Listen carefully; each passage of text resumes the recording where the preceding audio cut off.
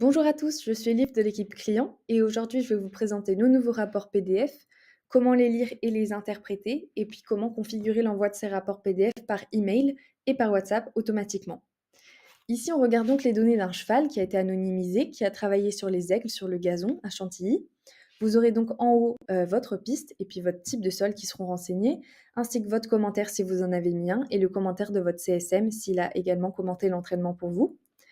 En dessous, on va retrouver les différents graphiques de vitesse en bleu, de cardio en rouge, amplitude en vert et cadence en orange, comme sur votre plateforme. Au milieu, on a un petit tableau qui permet de résumer les paramètres de temps, de vitesse, de fréquence cardiaque, d'amplitude et de cadence par tronçon de 200 mètres jusqu'à la ligne d'arrivée qui est matérialisée par les pointillés ici. Les données qui sont encadrées en gris vont être les meilleures données de l'entraînement. Donc ici, par exemple, les meilleurs 200 mètres ont été réalisés en 11 secondes 50, c'était entre les 400 et les 200 derniers mètres. Pareil pour la vitesse maximale. La fréquence cardiaque maximale de 205 BPM a été atteinte sur les 200 derniers mètres. Pareil pour l'amplitude maximale. Et la cadence maximale était entre également les 400 et 200 derniers mètres au moment de l'accélération et de la montée de vitesse que vous avez ici. Ci-dessous, on va retrouver vos différents paramètres clés. Donc, ce sera personnalisé en fonction de vos paramètres clés à vous.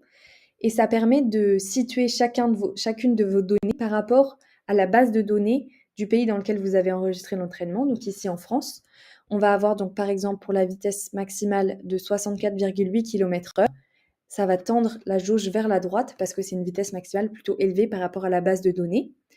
La distance du travail, par exemple, de 2230 mètres, c'est plutôt moyen par rapport à la base de données. En dessous, on va avoir les différents paramètres de cardio, avec la fréquence cardiaque max. Ici, on a un effort maximal, c'est-à-dire que la fréquence cardiaque max du cheval a été atteinte. Les paramètres de fréquence cardiaque après l'effort, fréquence cardiaque après 15 minutes, qui vont être situés dans cette jauge. Donc, plus on est vers le vert, plus c'est un paramètre qui est bon. Plus on tend vers le rouge, plus c'est une récupération compliquée. La fréquence cardiaque au retour, on va l'avoir en battements par minute et en pourcentage de la fréquence cardiaque maximale, comme pour les autres paramètres de récupération. Et ça va nous permettre de savoir à quel moment elle a été calculée. Donc ici, les 66 battements par minute, qui correspondent à la fréquence cardiaque la plus faible enregistrée pendant la récupération, a été calculée à 43 minutes après la fin du travail. En dessous, on va avoir les paramètres de locomotion. On va pouvoir situer la cadence du cheval dans une échelle qui va permettre de nous donner la distance de course de prédilection du cheval en théorie, bien sûr. À prendre en compte par contre que c'est basé sur des entraînements sur gazon et qu'un entraînement sur sable ou en pente, par exemple, en montée, va beaucoup impacter la cadence et du coup, cette échelle sera beaucoup moins valable. Sur la deuxième page, on va retrouver les derniers entraînements du cheval. Ça va ressembler un peu à votre tableau Analytics avec donc les paramètres de vitesse, de cardio et d'amplitude. Et on va avoir un code couleur pour signifier si la fréquence cardiaque est bonne ou un peu moins bonne. C'est en fait le même code couleur que vous avez ici dans votre tableau. Les vitesses entourées, encore une fois, sont les meilleures vitesses enregistrées pour le cheval.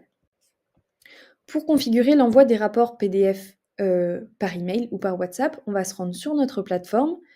On va ensuite cliquer sur Mon compte, Réglages, ce qui va nous ouvrir notre page de réglage. Et tout en bas ici, on va cliquer sur Configuration des rapports PDF. On va arriver sur cette page-ci, sur laquelle vous avez une configuration par défaut qui est créée automatiquement lorsque votre compte est créé, qu'on va pouvoir modifier. Donc on clique ici sur Modifier. On va pouvoir ajouter des filtres si on ne veut pas recevoir tous les entraînements par PDF, par email. On va pouvoir sélectionner une piste si on veut regarder seulement sur les entraînements sur une seule piste. On va pouvoir sélectionner un type d'entraînement si on veut filtrer par type d'entraînement. Les chevaux, par exemple, si on veut envoyer les rapports à un propriétaire et envoyer seulement pour ses chevaux à lui, on va pouvoir lui sélectionner seulement ses chevaux à lui.